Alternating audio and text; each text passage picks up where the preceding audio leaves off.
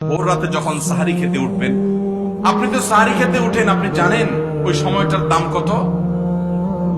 আমরা বেশিরভাগ মানুষ জানি না ভোর রাতের এই সময়টার দাম কত।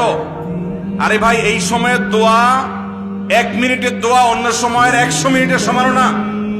অন্য সময়ের 100 মিনিটও এই ভোর রাতের 1 মিনিটের সমান না। এত মূল্যবান সময়। সাহারি খেতে উঠছেন, সাহারি খান, ভালো কথা, কিন্তু সাহারি খাওয়ার আগে পরে 10টা মিনিট জায়নামাজে মুসল্লাতে দাঁড়ান, একটু 2 রাকাত নামাজ পড়েন।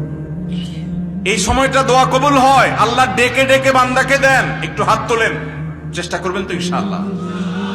আপনার বাসার এক কোনায় চলে যাবেন, একটু আলো আধারিতে চলে যাবেন, সেখানে গিয়ে বসে আল্লাহর কাছে একটু কথা বলবেন। সিজদা চলে যাবেন, সিজদা গিয়ে আল্লাহর সাথে একটু মন খুলে কথা বলবেন। আল্লাহ, আমি অনেক গুনাহ করেছি, আল্লাহ আমি অনেক পাপিষ্ঠ। শুনেছি আপনার রাসূল জানিয়েছেন যে এই মাসে নাকি আপনি অনেক পাপিষ্ঠকে মাফ করে দিবেন।